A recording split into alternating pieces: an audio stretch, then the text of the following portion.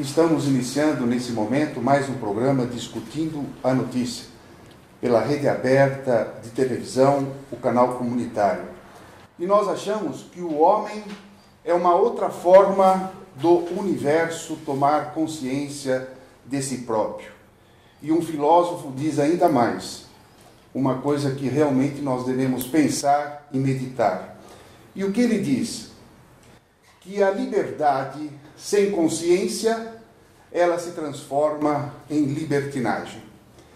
E realmente, hoje no Brasil, nós estamos vendo muitos problemas políticos, de políticos que usam erroneamente e faz da liberdade o que eu chamo de libertinagem.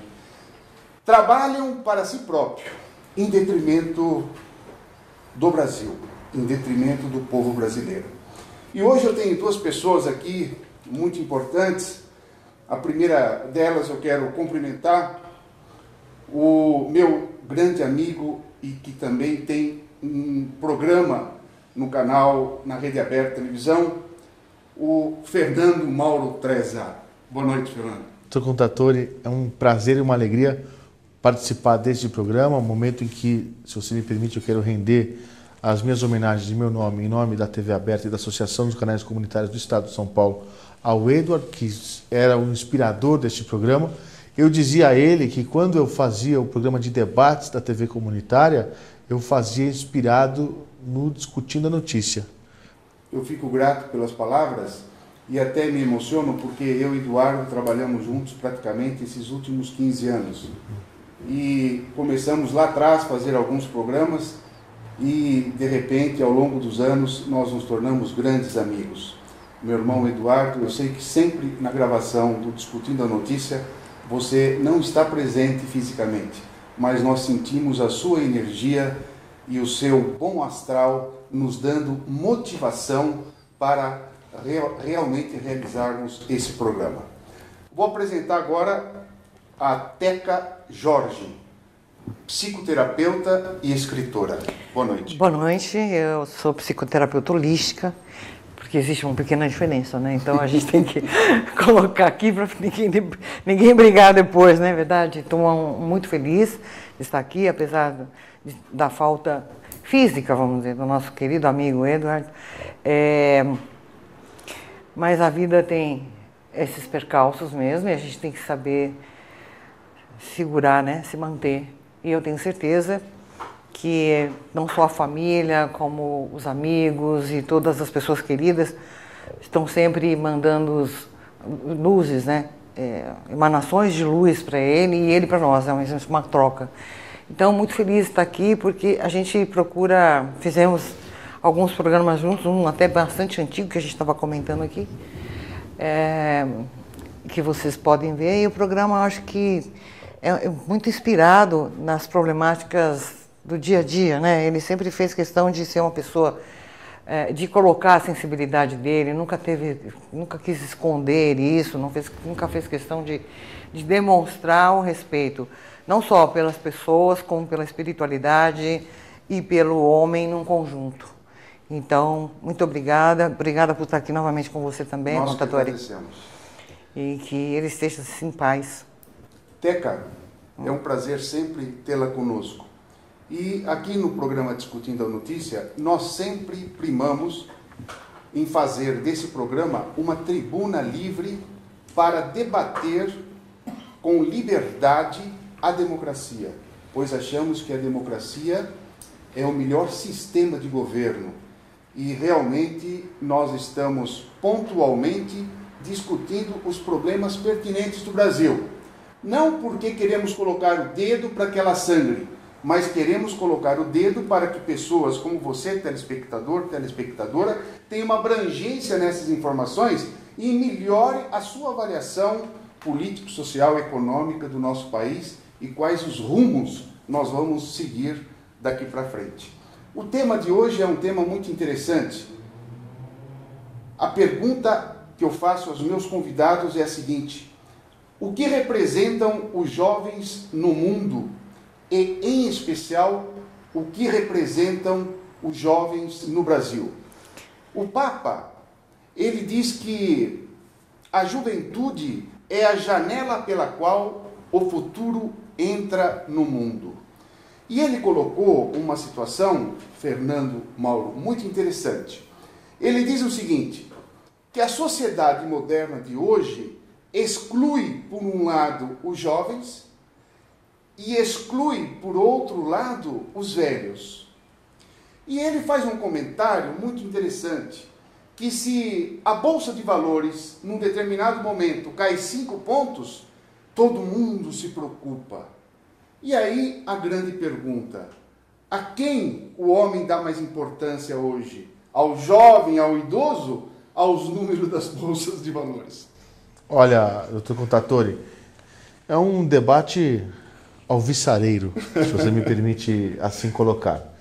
Dia desses eu estava na minha agência bancária, e aí quando você fica na fila e não tem ninguém da terceira idade, ou uma grávida, ou uma pessoa que tem uma dificuldade de locomoção naquela fila, então aquele caixa fica aberto para as demais pessoas. E o caixa estava aberto, a pessoa me chamou, eu fui lá fazer determinados pagamentos, determinadas operações no banco, na boca do caixa. Fui lá resolver e tal. E aí, em determinado momento, a pessoa falou, olha, eu preciso só pegar aqui uma assinatura do gerente, o senhor espera um minutinho? Eu falei, claro, eu vou esperar aqui do lado, o senhor já pode ir atendendo outras pessoas. E quem não eram as pessoas, senão um grupo de idosos que acabavam de chegar. Então eu saí, fui esperar, fui, enfim, tomar um café. A hora que eu voltei, eu fiquei do lado da fila e os idosos olharam ali para mim. Eu falei, vocês me desculpem, mas eu só queria registrar que eles foram lá para pegar uma assinatura do gerente e eles estão, a pessoa do caixa está voltando, né? E eu, então, só preciso para finalizar a operação. Aí a pessoa falou, fique tranquilo, você não precisa dar satisfação para nós, a moça do caixa é quem vai chamar ou não vai chamar. Eu falei, tá bom. E aí nós começamos a conversar, ele falou, por nós está tudo tranquilo, nós já estamos lá aposentados e nós não queremos arrumar briga nenhuma, confusão nenhuma, você é um cara que é gente boa. Eu falei, não, eu estou perguntando para vocês porque eu devo satisfação a vocês, porque amanhã sou eu que vou estar nessa fila. Então eu gostaria que se tivesse um jovem aqui, eu queria entender por que ele está aqui. E eu estou dando minha satisfação. Isso, você é muito simpático, vamos avançando e tudo mais e tal. Então, para dizer o seguinte, um amigo meu dizia uma frase que eu acho absolutamente pertinente nesse quesito. Não é exatamente sobre a juventude, é sobre a infância, mas ele dizia, crianças hoje e Brasil amanhã. Aquilo que você faz com a criança reflete no país que você tem no futuro. E no que diz respeito à juventude, eu, se você me permite, gostaria de citar Rui Barbosa, quando ele dizia que nós podemos perder muitas coisas na política, mas jamais podemos perder a capacidade de nos indignarmos com aquilo que está errado, com aquilo que precisa mudar. Ora, aquilo que a gente viu recentemente, as manifestações, as vozes das ruas, são nada mais, nada menos do que uma indignação coletiva em relação aos rumos que tem tomado o nosso país. E aí você me pergunta qual é o papel do jovem na sociedade. Eu diria para o senhor, doutor Contatori, e para você, Teca, que na minha avaliação, o jovem é a força motriz da mudança. É ele que empurra o país para determinados movimentos ou não. E a pergunta que você me faz, como é que é o jovem no mundo e como é que ele é especificamente no Brasil? Quando você fala que você vai aumentar uma taxa na França, as pessoas saem enfurecidas pela rua porque elas pagam os seus impostos e não querem pagar mais do que já pagam. E quem vai para a linha de frente para fazer a manifestação, com todo o respeito ao idoso ou a criança e tudo mais, é o jovem que vai para a linha de frente. Por isso, nós temos que valorizar essa força de mudança, porque é ele que vai para frente, que sai de noite quando está frio, levanta a bandeira e quer participar e quer fazer um mundo diferente. É a juventude que derrotou o Collor na época dos caras pintados, a juventude que fez uma série de movimentações. Por isso eu acho que a força motriz é da juventude e a gente tem que valorizá-la, porque sem uma juventude consciente, nós não temos um Brasil que avança para melhor. Eu acho que vai avançar para melhor, viu, doutor Contatori? Nós estamos realmente entusiasmados com as suas palavras e com as manifestações que ocorreram no Brasil, onde nós vimos realmente os jovens se manifestando de uma forma autêntica e transparente. Teca, o Papa também ele diz uma coisa muito interessante. Ele diz que a situação do mundo hoje é semelhante à situação de quando estavam construindo a Torre de Babel. Ele diz que quando na construção da torre caía um tijolo lá de cima, era uma confusão, uma preocupação muito grande.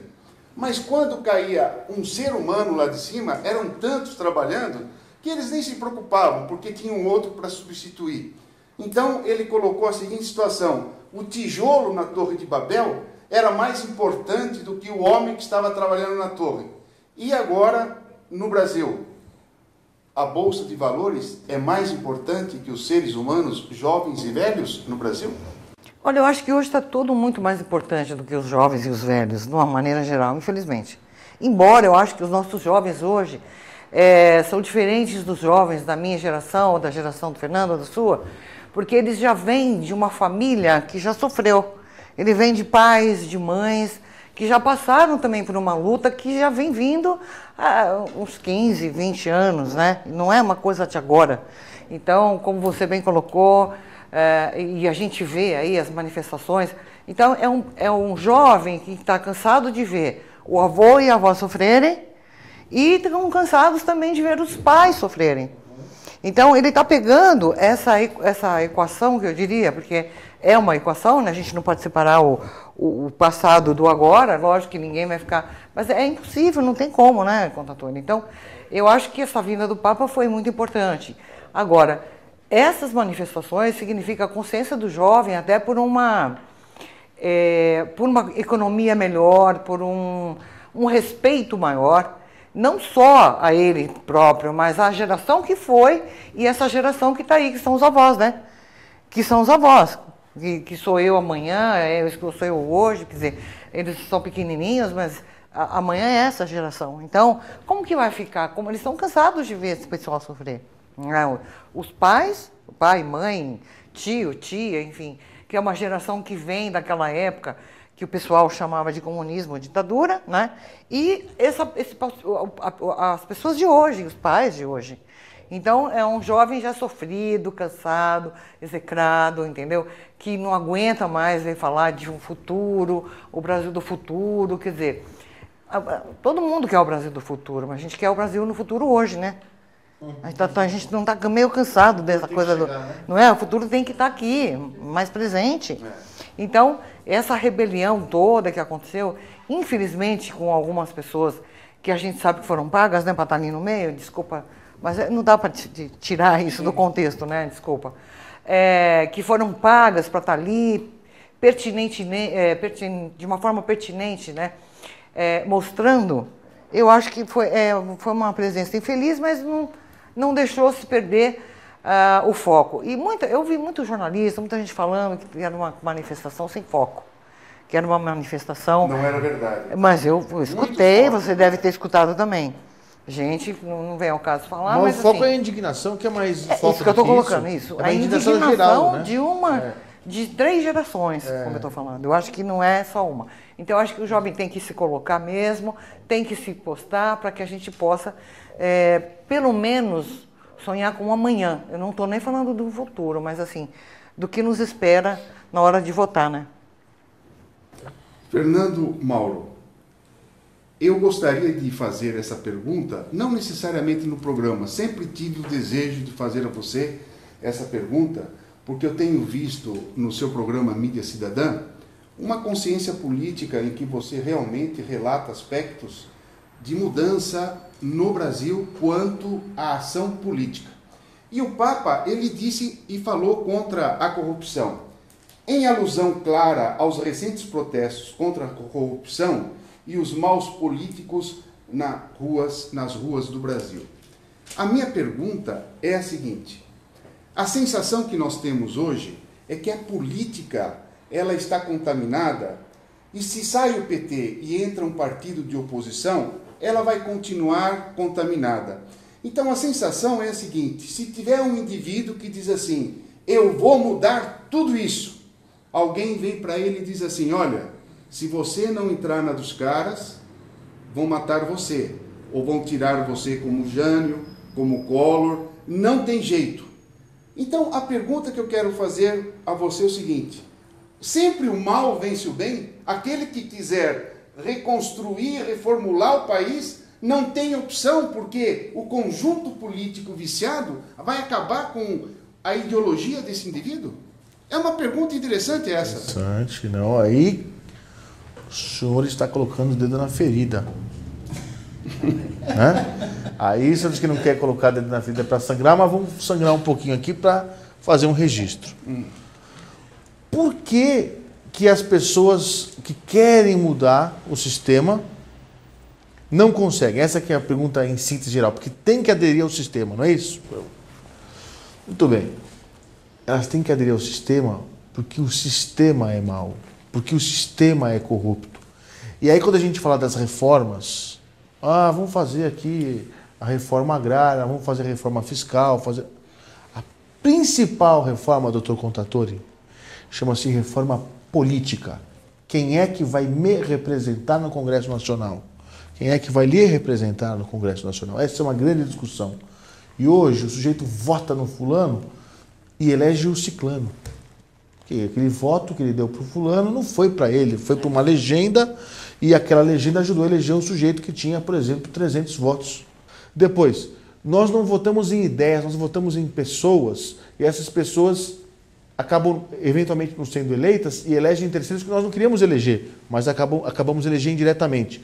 Então, a discussão da reforma política no voto por legenda, o voto distrital misto, isso nos daria uma qualidade muito maior de representatividade. E a partir dessa representatividade, aí sim faríamos políticas públicas para discutir as outras reformas, a agrária, a fiscal, essa, aquela outra.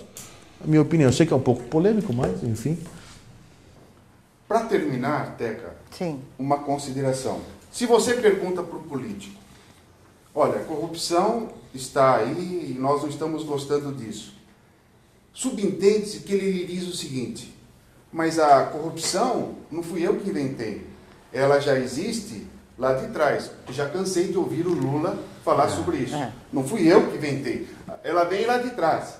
Então, o político, como ele aceita essa mente coletiva, mais ou menos assim, se todo mundo roubou até agora, eu que estou como político no momento, eu vou roubar. Holisticamente, como fica a condição desse indivíduo como um ser plantado no Brasil, no planeta Terra, e o que ele vai ter que voltar para renovar essa consciência? Bom, eu não sei, né? Aí eu não sei, porque quem julga se a pessoa vota abelha, besouro, baratinha é Deus. Agora, a lei do karma é uma lei séria, a gente sabe disso, quem acredita, quem compreende que existe um preço, uma conta que se paga, né, como eu falo, na vida, para tudo, não tem como você fugir disso. Infelizmente, essa coisa da corrupção, de falar do passado, né, de trazer o passado, era mais ou menos aquilo que eu estava falando do jovem, né? Então, assim, está sempre por culpa em alguém. Então, o jovem não aguenta mais isso. O jovem de hoje, ele não aguenta mais isso. Por que eu volto lá no jovem? Porque eu acho que é a figura marcante nossa hoje. Nosso voto é importante, sim, mas a população é representada praticamente por 14%, 15% de jovens. Então, a gente tem que se preocupar muito com isso, porque isso significa, dentro do que você falou, né, uma porcentagem imensa.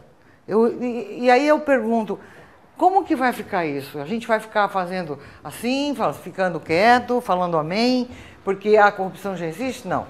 Então, eu acho que é muito importante essa consciência familiar, que não é a consciência do jovem, a consciência familiar, do diálogo familiar, para que as coisas possam se concretizar da maneira como o Fernando falou e de como a gente está discutindo aqui, para que caminhem para isso.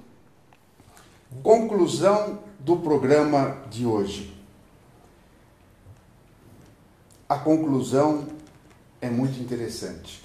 O recado que nós damos a você, político, é que nós não queremos que você nos diga que a corrupção sempre existiu e, portanto, como todo mundo rouba, você vai continuar roubando. Nós, Discutindo a Notícia, estamos torcendo para que novos jovens, que começamos a falar dos jovens, agora homens, comecem a reproduzir geneticamente uma nova maneira de pensar. Porque O senhor e os seus políticos, senhor presidente Lula, geneticamente já estão superados. Vamos para o nosso break.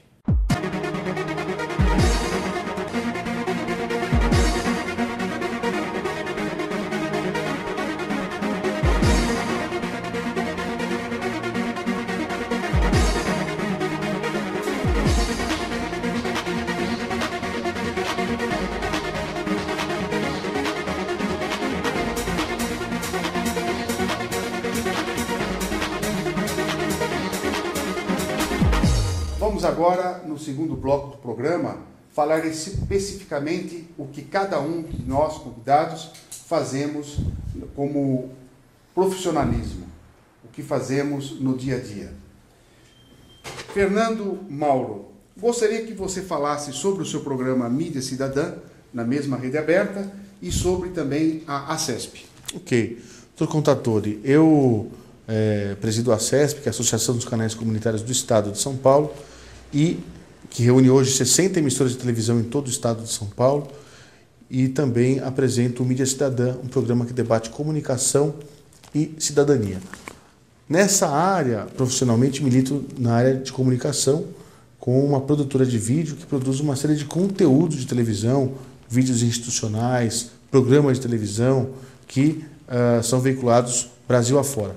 Portanto, uma grande alegria em poder, no seu programa, estar aqui representando um pouco da nossa comunicação pública. Muito grato, Fernando. Teca Jorge, eu sei que você também é uma escritora de mão cheia.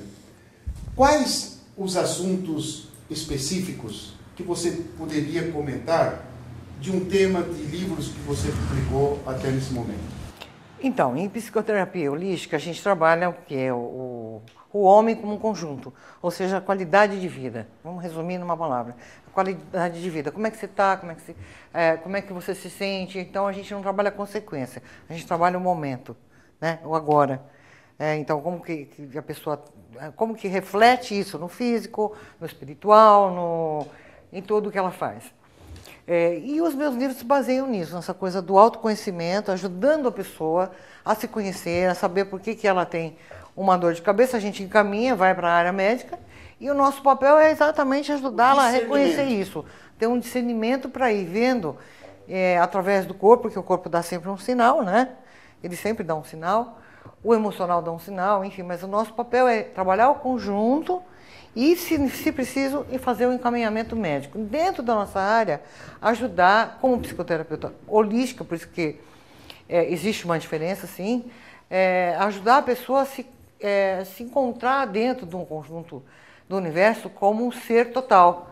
Então, assim, ajudá-la a trabalhar o seu comportamento, o seu dia a dia, os seus hábitos, né, a sua alimentação e tal. Então, o último livro é o Felicidade Não Tem Idade, que as pessoas acham que é alguma coisa que está relativa à felicidade. Eu brinco, falo, não, é uma pegadinha, né, na verdade. Porque eu falo um pouco do inconsciente, como funciona isso, de como ele reflete nessa coisa da qualidade de vida. E falando que você pode ter uma qualidade de vida mesmo com 80 anos, se você aprender a trabalhar isso desde cedo. Né? Desde aquilo que o senhor faz, que são os dentes, enfim. Ajudar a pessoa a conhecer o corpo dela, né? Suas manifestações corporais e emocionais, a dor de cabeça, enfim, e ajudá-la nesse autoconhecimento. Então, os meus livros se baseiam nisso. Embora, às vezes, eles fiquem no segmento de autoajuda e fico nervosa, mas não deixa de ser, mas é mais autoconhecimento, porque está focado dentro daquilo que eu faço, né? Que é essa coisa de ajudar a pessoa a se colocar no centro do universo, como uma energia única e absoluta, né? Um belo trabalho de ampliação de consciência. Isso, exatamente. Muito obrigada. É isso mesmo. Gostaria também de dizer alguma coisa que faço. Hoje nós temos a equipe Contatore, que é uma equipe multidisciplinar, e nós estamos trabalhando com células de pluripotência induzida IPS. E esse trabalho é um trabalho muito rico a nível de ciência e tecnologia, porque nós fazemos uma punção no abdômen do paciente colhemos células adiposas e colocamos 4 tipos de vírus diferentes nessa célula e nós reprogramamos geneticamente essa célula. E essa célula reprogramada geneticamente, ela vai ter características de uma célula embrionária. E nós vamos colocar esta célula aonde o paciente tem perda de massa óssea e essa célula vai se transformar em osteoblasto e vai fazer a regeneração óssea guiada. A produção já está correndo o vídeo desta célula colocada e a multiplicação dessas células. Como ela se divide em várias células, ela vai fazer o quê? Uma regeneração óssea guiada com reposição de novas células. É um trabalho muito interessante. Se você quiser procurar no YouTube, digite José Vicente Contatore, lá tem uma série de trabalhos sobre a célula de pluripotência induzida, que estão sendo acompanhados, inclusive, por pesquisadores americanos, europeus e japoneses, no caso, o Dr. Shinya Manaka, um grande amigo em Osaka, no Japão. Quero deixar o meu e-mail, contatore@odontologiacontatore.com.br e o meu telefone para contato, que é o 50 55 10 15. Fernando Mauro, o seu contato, por favor. Olha, o meu contato é na Associação dos Canais Comunitários do Estado de São Paulo. O DDD em São Paulo é o 11 e o telefone é o 3675-7636. Eu vou repetir, embora eu saiba que a sua equipe técnica já deve estar colocando por escrito. 11 3675-7636 na ACESP. Teca Jorge, por favor, o seu contato. O meu contato vocês podem procurar no Facebook, é público, então lá vocês colocam, ou então vocês entram lá no computador, naquela página que todo mundo conhece, põe Teca Jorge e pronto, aí você já vai para o blog, já vai caminhando ali comigo, tá bom? Beijo. Agradeço os participantes que enriqueceram o nosso programa e desejamos a vocês, telespectadores, um final de semana maravilhoso. Que vocês aproveitem bastante e estejam em família e com Deus. Até o próximo sábado.